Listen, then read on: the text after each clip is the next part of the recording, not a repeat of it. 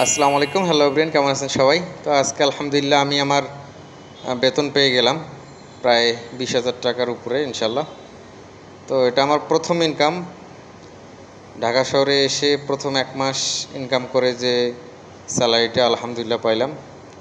তো আমার কলিং দুইজনে আমরা টাকা গুনতেছি। তো ঢাকা শহর কঠিন একটা শহর ভাই, খুবই আজব।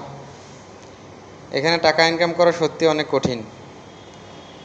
আপনি যতটা সহজ মনে করেন সব কিছু, ততটা কিন্তু সহজ নয়। আমি আমার বাইক দিয়ে এখানে স্বপ্নতে যে কাজ করলাম এবং পাশাপাশি উবার, পাঠাও, ইনড্রাইভ অ্যাপসেও আমি রাইড শেয়ার করি।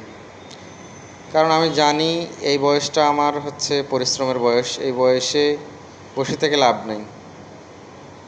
অনেকগুলো অফিসিয়াল চাকরি আমার ছিল, কিন্তু বেতন খুবই কম, 12,000, 10,000। এটা দিয়ে হবে না। তো ভালো ইনকাম করতে গেলে অবশ্যই পরিশ্রম করতে হবে। পরিশ্রমের বিকল্প কোনো কিছুই নাই। তো যেতে যেতে দেখলাম চাচা। আচ্ছা, কেমন আছেন?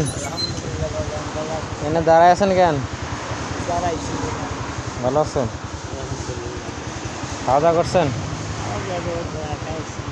হ্যাঁ, খাইছেন? ভালো আছেন না? 100 টাকা নাই থাকলে দিলাম, দেখি তারপরে চেক দিই।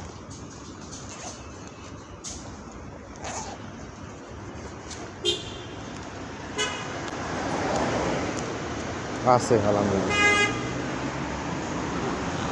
দোয়া করেন।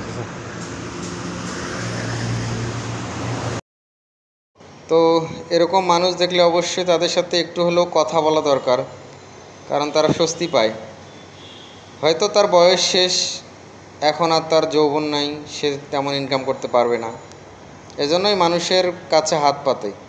মানুষ কতটা মানে অসহায় হইলে এই ধরনের মানুষের কাছে হাত পাতে, এই চাচাকে না দেখলে বুঝতে পারতাম না।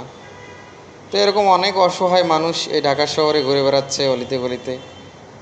অনেক কোটি কোটি টাকার মানুষ আবার এই শহরে আছে, কিন্তু আসলে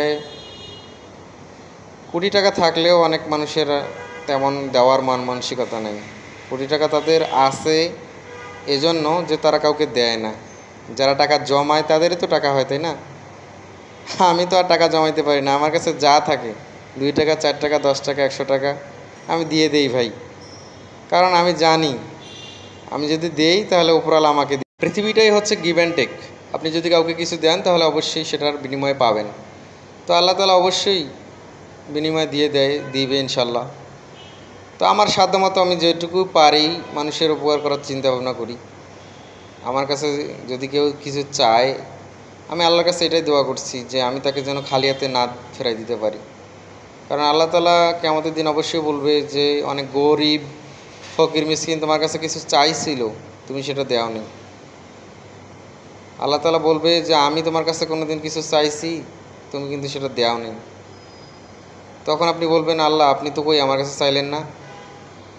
আল্লাহ তখন বলবে যে আমি গরিব মানুষের মাধ্যমে তোমার কাছে চেয়েছিলাম, তুমি দেওনি।